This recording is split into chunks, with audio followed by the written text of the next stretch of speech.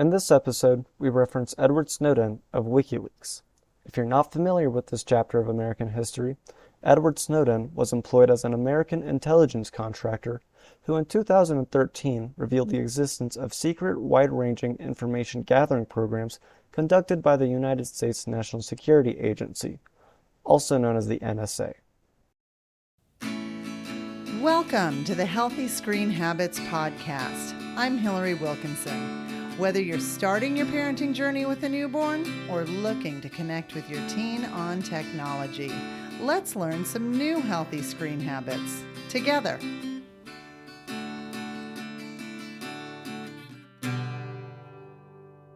I'm not in the practice of talking to people who may be on the FBI's most watched list, so wish me luck today. My guest is a world-famous cybersecurity expert, ethical hacker, author, and a former U.S. Marine.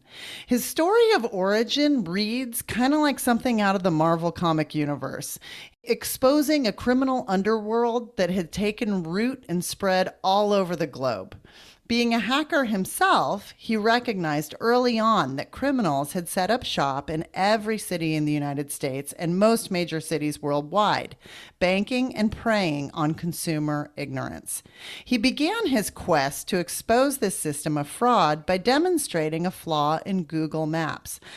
I'm going to let him explain and explore the rest of his story, but in the meantime, I'm very honored and more than a little humbled to welcome to the Healthy Screen Habits podcast, Bryan Seely. Hi, thank you for having me.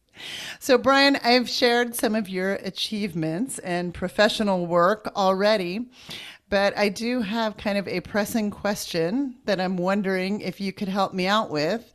And that's that it always seems like when I'm talking to computer guys, like real deal computer guys, there are three items that come up with utmost regularity. And that is basements, Hot Pockets, and Mountain Dew. So I get the basement thing. It's dark. You're by yourself. It's mostly quiet. Mountain Dew is kind of like the OG energy drink, right? It was like Monster before Monster. Oh, holding up a can of Monster as we speak here. I also got a bottle of water. There you go. Exactly. Keep it balanced. Keep it balanced. But I'm kind of confused by the Hot Pocket. Can you explain the allure of the Hot Pocket? Or am I totally off base? Have I pegged it wrong? No. I mean, I don't currently own any Hot Pockets. I have in the past. They're easy to eat. They require no cooking. I know how to cook and regularly do so because I have children and they tend to eat every day. So the Hot Pocket is mostly about convenience. It's about convenience and fast. Convenience. Okay. Yeah, they taste good as long as you heat them properly. And so can you kind of share your story on how you got to be the guy, the world famous hacker who wiretapped the FBI? Okay. Sure. I've always been on the computer, like 2 or 3 years old. By middle school, I think 7th, 8th grade, I was being paid semi-regularly to go help someone with their computer. Multiple people in the community I lived in. High school, kind of got into partying and screwing around, but I was always on the computer. I joined the Marine Corps. I was a linguist. I've been on a computer pretty much after getting out of the Marine Corps in the early 2000s. But the FBI Secret Service wiretapping thing, that happened in like 2014. Right. And it was kind of pushing back against what Google was telling me. They're saying, okay, you're not really finding a security issue. It's a spam issue. No one cares. Go away. I pushed back with some funny listings that I made. I changed the Library of Congress on Google Maps to the Zoolander School of Kids Who Can't Read Good, and a bunch of other things. But it doesn't actually change the name. It just what everyone looks at on Google. And then some jokes about Edward Snowden. Well, that's the one that I most enjoy, my own self. And first one was Snowden's secret hiding place, and that was on the White House lawn. But then for the TED Talk, I made Edward's Snowden. It was a snowboarding shop, and it was a little dad joke in there, and that was still my favorite. For people who are unfamiliar with your TED Talk, could you just take Is it possible to do a little brief foray into explaining how you did it? Sure. Explaining why? Business owners all over the world, United States and everywhere else, are competing with fake business listings, locksmiths, pool cleaners. And this happens in business industries where you go service a client at their location rather than them going to their business. So pool cleaner, carpet cleaner, mobile anything, locksmith, so on. They found a way to dominate the top 10 results or even more. So you get a lot of spam. AAA locksmith, AAA 24/7 locksmith, AA locksmith, Seattle's best locksmith, Seattle's second best locksmith. They try everything because it's free, essentially, to just spam as much as you want. Getting a phone number is $1, $2. And if you dominate the results, you get all the business. Consumers suffer, business owners suffer. So I created a Secret Service location in the exact same place as the real one, and an FBI location at same thing, one in San Francisco and one in DC. And then I flagged the real ones as spam, and all the phone numbers I had forwarded to the real offices, which then became the default result on Google. Mm-hmm. And people would call in and I would get to listen. I listened to like 2, maybe 3, and turned myself in, or tried to. The FBI hung up on me, and the Secret Service, after about 15 minutes, told me they'd look into it and let me go. But I wasn't convinced that they believed me. Nobody was taking you seriously. No, like eye rolling and just like, The idea was they need to take this seriously because I can listen to active calls right now. So I was like, all right, screw this. Call the Secret Service in DC. And I'm in their office lobby, 3 agents and me. He picks up his phone, types on it, pushes call, talks to the guy. We hear this agent in front of us like, okay, yep, following up on a case. Yeah, this is agent so-and-so in Seattle. He knows the guy. Like, this is somebody he's talked to before. Hangs up. I got a notification on my phone. Push play, push speaker, and then played back what he just did. And we could all now hear the other guy. And so you could hear both sides of the conversation. Yeah. And then he said, oh, and they took all my stuff. But it wasn't your stuff that was the problem. What was the underlying problem laid on whose deck? Who was holding the underlying problem? This was Google. Mm-hmm. They ignored the issue. They'd been told multiple times that it was a problem. News stories about it, no comment, no fix, no nothing. Secret Service yelled at them, and they had to turn off new map registration, business registrations for like 2 months. And they had to delete an entire product called Mapmaker. Because of you. Yeah. I feel a little bad, but well, not really. National security is at stake here. And the agent in charge was like, you're a hero, but also don't ever do that again. Like, you're not allowed to do that again. Just to be clear, we're not going to pat you on the back if you go and do that again. Right. Right. So gotcha. They were like, you get 1 hall pass, but after this, no more. And it might have had something to do that I had a top secret clearance in the Marines. And so I wasn't an unknown. It was more like, all right, we know who this idiot is. So maybe he just goes home and just minds his business. Right. But then so after the 2 months, so Google's giving 2 months. And then what happened? Nothing. Turned everything back on and nothing was fixed. Oh my gosh.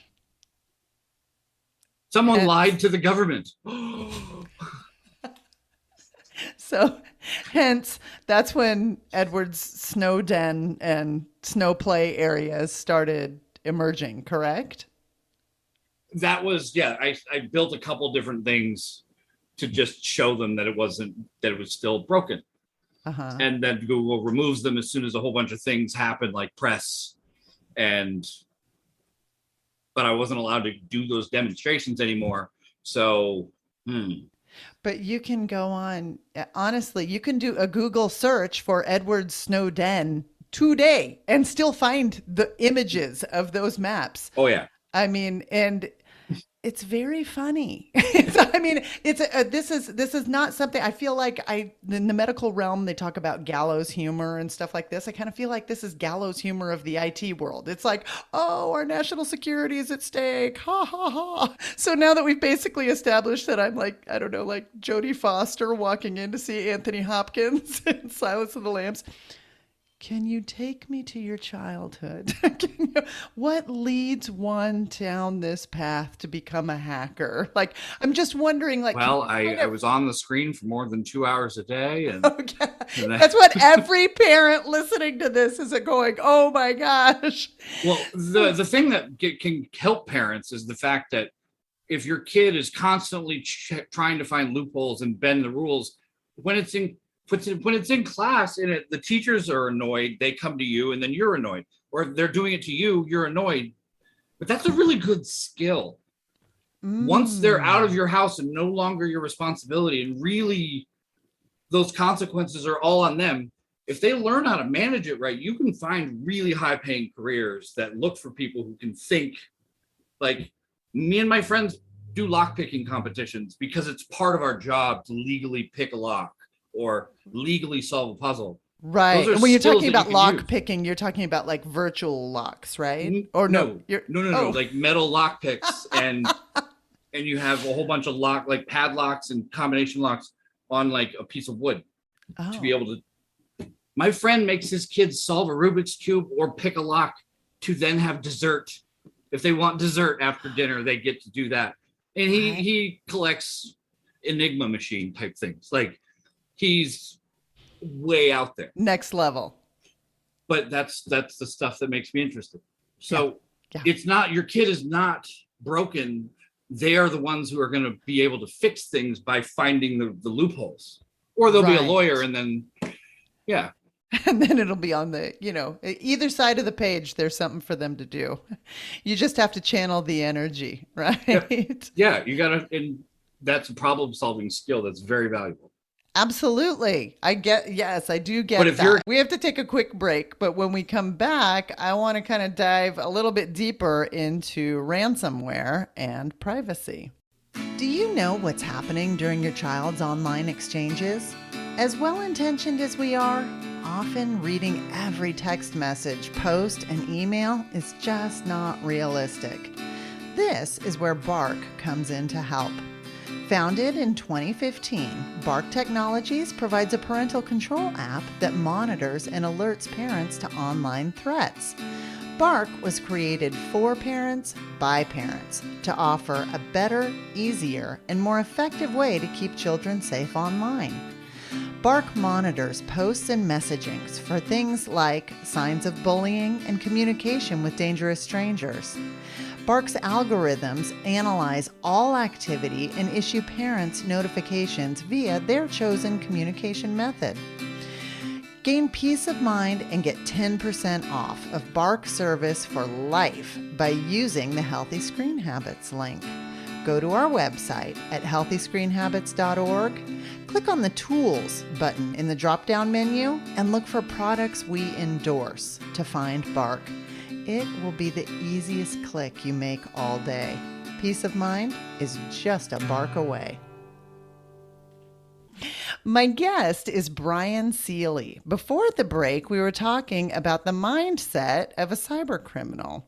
Now, being a cybersecurity expert, I realize that some of these questions may be so basic it's painful for you, but I don't think I'm alone in my naivete and lack of knowledge of things. I am 100% your basic everyday public person.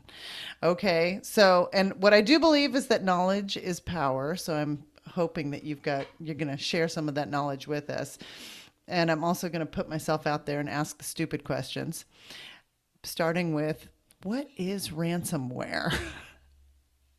Ransomware is just a sophisticated offshoot of malware or viruses. We've all heard about viruses. Mm-hmm. I mean, even as a real one, coronavirus or whatever. It's something that gets inside, it's hostile. It has a purpose that's not good for you. Mm-hmm. And for ransomware, it's kind of falls under the idea of it's easy to break in somewhere. It's hard to break back out with the stuff or the money, like a bank. Anyone can get into the bank. It's getting out with the money that's really hard. Okay. So if all of a sudden you can render everything inside of a place worthless, like ransomware does, it takes all of your stuff and encrypts it with a code that you can't possibly guess. It would take more time than there has been minutes in the world in the entire universe since the beginning of time. It's such a ridiculously long number mathematically. So you have to pay to get that number, that code to get your stuff back. Oh, Think of it this way. If I took a bike lock and I went to Baskin Robbins and I put the bike lock on the doors, Baskin Robbins is closed now. Right. And that's not illegal, as far as I know. Oh. Now imagine the bike lock has a 1 billion digit code. Good luck. Right. Right. Or you pay me $10,000 and you can have your ice cream back. Okay. So we hear about like these massive corporations and like say like the oil pipeline getting held up by ransomware. And does the average citizen need to be concerned? I mean, that's I don't know. Like I said, I'm kind of embarrassed to be Well, I don't know what it's these. like to be an average citizen, but okay. Okay. How about a spectacular citizen like yourself? No, it's the other direction. Yes, people do need to know, not clicking on links that you get from people. Don't download stuff you don't know who sent. If you're on the internet, use your credit card instead of your debit to do shopping, because the money is actually insured on your credit card. You get a refund immediately, no problem. Mm-hmm. If you didn't go looking for it and you got sidetracked, like, ooh, squirrel, like a banner caught your eye or something, they're designed to take your attention somewhere. Oh, okay. So if you didn't go looking for something, it probably don't. Okay, that's a really good tip. So, yeah, I understand that immensely because I feel like I get hit with that all the time. Somehow homeschool resources, bam, click on it, you go get your thing. But then it's like, oh, well, then there's a story about a mom, and they sit in, you click, and then a video, and then another site, and it's all designed to get this dopamine feedback loop and dangle this carrot of something that you want, or way to save money, or a coupon code to get 100% off, and like, bam. There's ransomware for lots of different types of things. In 2019, one of the worst strains of it was designed as a program to help people cheat at the game Fortnite. Oh. So I fully support that version of ransomware to stop cheaters from cheating. If you didn't go looking for it, don't click on it. But also, are there times of heightened vulnerability that people... Yeah, like when you're awake. Okay. I was going for like house buying and like holidays or travel or... No, they're all equally as dangerous because everything is now a trap. Oh, your man. Your iCloud account has been hacked. Please confirm these new charges. Symantec is charging your account $500 to renew this antivirus software. Here's your receipt. Click here to dispute. Don't click. They're sending the iCloud message to everyone. Your Amex account. I don't have an Amex account. Ha ha ha.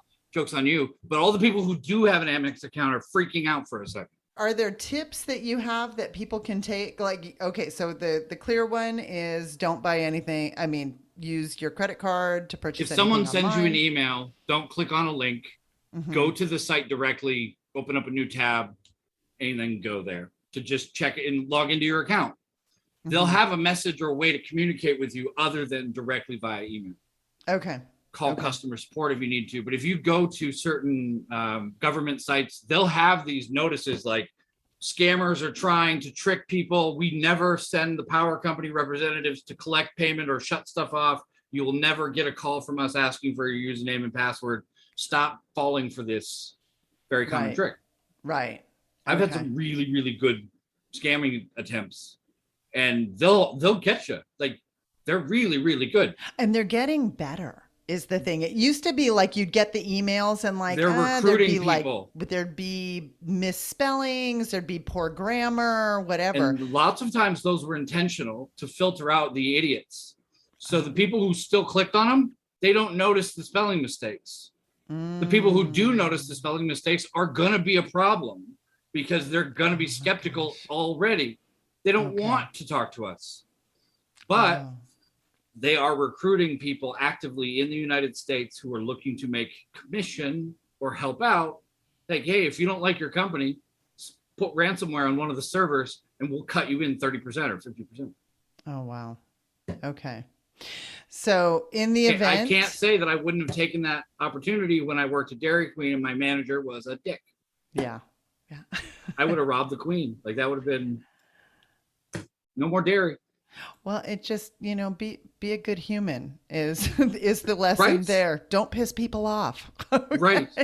Right. If you're beating all especially your like employees. digital natives who already can type their way in circles around you. So treat teenagers nicely is what I'm saying, Brian. Watch those comments. Okay. They're going to declare you legally dead. Do you have any tips? Like, what are if you know that you have been hit, do you know what are some things you should do immediately? Do you know? It depends on the kind of thing you get hit with. Call somebody, hire somebody if you can afford it. If you get hit with ransomware, probably unplug. But who do you hire? I mean, that's like I'm saying, I'm like general public. I wouldn't even know who to start with. You could look on Google Maps for computer security or computer consultant. Yeah, there's a lot of experts in every city. It's just, you can't really type in ransomware expert in Google Maps, but you can type in computer consultant. Okay. You could post on Facebook asking for someone recommendation, and chances are people will be helpful. Okay. See, that's where it just gets sketchy to me. I don't know. I was hoping you'd tell me, call this number. Oh, you're looking for Harry Potter because you want magic. I wish. Preferably, yes. If you could do that for me. Can't promise anything. Is there anything that you wish, like, if you could you've got an audience primarily of parents here on this podcast. Is there something that you wish every parent knew about technology or privacy or safety? Something that we could kind of use to help arm our kids or our family or any of the above? Sure. Recommended screen time limits that I use or am imposing upon my captives, 2 hours a day. And then I try to limit it to where they have at least an hour before bed of no screen with the blue light issue. I don't snoop on their communications. My son doesn't communicate, he only watches videos. My daughter's 12. I don't read her messages back and forth because of a privacy and respect thing. We haven't had any issues. She doesn't like breaking the rules, and I don't understand where I got this kid from. But the return policy is terrible. I was going to say, well, see, you did the right thing in pointing this out to the Secret Service and FBI, and this was your karmic retribution. So she and I talk about things fairly openly. We also had the experience that her older sister was 16 when she was getting into drugs and ended up being trafficked. Oh, gosh. I'm sorry you had to go through that. She was missing for about a month, ended up being sold online, and it was awful. Oh, my gosh. But we could do a whole other podcast on that. Well, when I finish the book, it'll be out in a few months. I'll happily come back on and talk about it. Not the point you want to end on, kind of a downer. That's okay. We're keeping it real. Therapy saved my ass. Learning like what I have control over and what I don't. There are going to be crappy people. There's going to be people trying to sell your kids stuff, scam them, and you can't control them all the time. You can't insulate them from everything, especially if they have a phone. But if you help them understand what it is and why you think it might not be in their best interest, Some parents don't ever tell their kids that they've ever had a drug problem, or they've had an alcohol problem, or they have dealt with pornography or anything like that. And they never tell their kids that they struggled with anything, because it ruins the image of them being perfect. That's going to happen no matter what. I guarantee you. Because even if you are Brené Brown, or your kids get to see your flaws and mistakes, even if you're awesome. So I talk to my kids about stuff. I don't go into nitty gritty details. My daughter knows more than my son because of age difference, but. So communication is basically your best. I feel really validated in hearing you say that, because that is what I believe to be the backbone of, a good, a safe and secure household, no matter what it is talking about, whether it's cyber stuff or whether it's outside. They always call it in real life, which I think it's so hard to designate a difference between the two anymore, particularly. I know some really stupid people in real life and some really smart ones in digital life. So it's not exactly this is better than this one always rule. It doesn't always work that way. I totally agree. When I was a kid, my mom definitely talked about no magic. You're not allowed to watch Smurfs because magic was evil and of the devil, and very strict conservative upbringing. She's not wrong.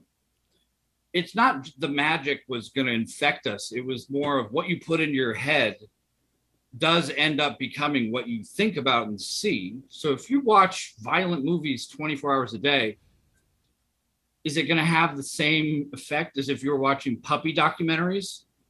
Probably not. Probably not. Yeah. So if you don't know what your kids are watching, you don't know if they're on Snapchat or TikTok or what. You don't know much about your kids and what their favorite things are. That's a problem too. I have the problem being a single parent where I'm trying to do things and also pay attention to them. And I found also what I do enjoy is, even if I'm not playing the game, everybody likes to be an expert on something. And for somebody who's playing the game, I have to say, my son is incredibly patient with me, because every movie he makes, I'm like, what's that thing over there? Oh, what's that? Oh, go open that. Go see what that is, And so. And he's just like, and he's do like, that, Mom. I got it. 1 second. Right, exactly. No, and he's all over it. And that's one way that it did make his gaming world interesting for me as somebody who's not, and he was so patient with me, because honestly, I'm like, well, go over there. What happens? And that's how you learn to speak their language as well.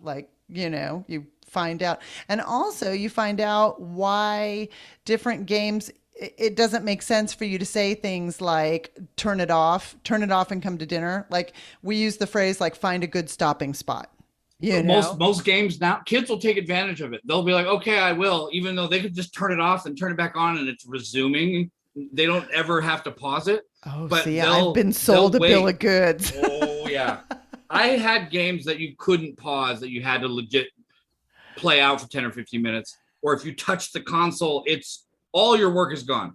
But that's not the case anymore. That's back in the day, huh? And they're totally going with it. That's, see, you're right. See, exposed, the dirty underbelly. And you asked for it. Exactly. If you knew enough, you wouldn't have fallen victim. Very true. Very true. Okay, we have to take a short break, but when I come back, I'm going to ask Bryan Seely for his healthy screen habit. Are you looking to get your child a phone but don't know where to start? Good news.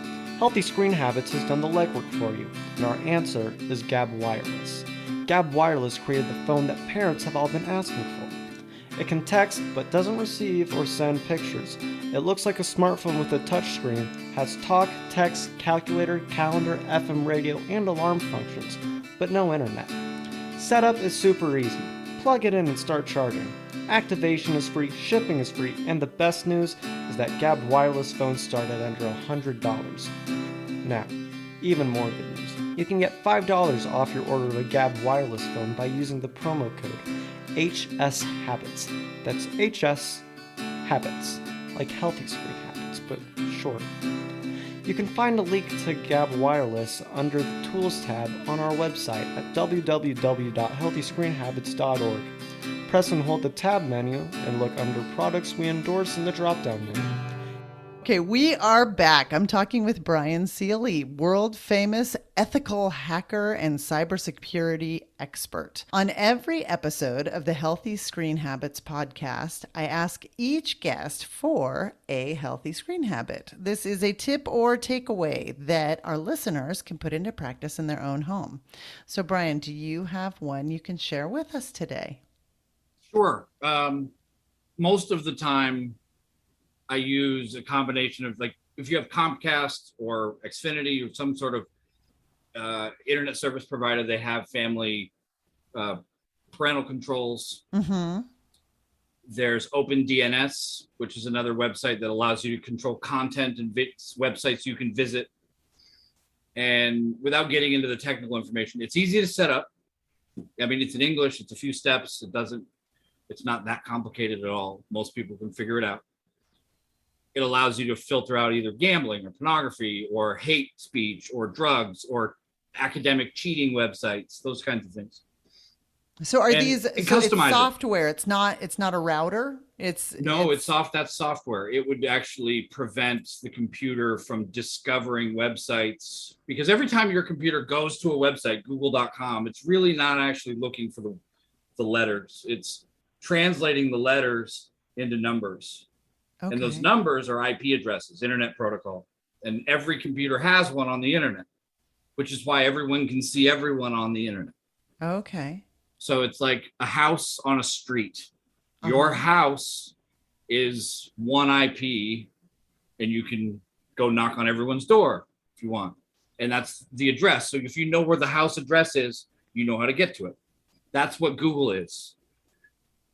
If you block certain IP numbers by saying this is bad, this is harmful, this is hate speech, there's naked people here, there's this, that, or the other, you can make a big safe list or come up with a rolling list of safe websites. And that's kind of what they do. Okay. And it also helps prevent malware or viruses from being downloaded, because most of the time you download something bad, it reaches out to the internet, grabs something from somewhere, and then brings it back. Okay. So what if somebody was trying to look up that kind of software? OpenDNS. OpenDNS. And then there's another good piece of software I've used in the past and I still use today. It's called Custodio, Qustdio, I think. Mm-hmm. I've heard of that. And it works with most platforms, Android, iOS, so iPhones, Windows, Mac, Chromebook. Okay. And it allows you to set time limits for certain apps. So some apps they can just use forever, like Word. You type to your heart's content. By all means, knock yourself out. Write a screenplay. Who cares?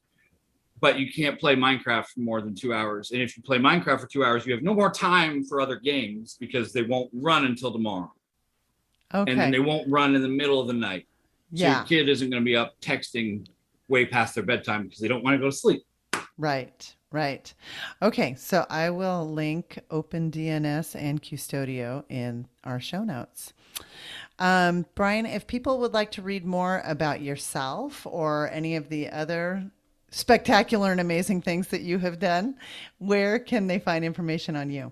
Revamping website, but bryanseely.com is my full name. You can find me on LinkedIn and Twitter.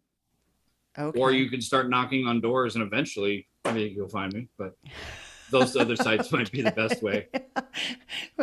Target Pacific Northwest for the door knocking, right? Yeah, let's just say north of Seattle. We could save you a couple centuries. Okay.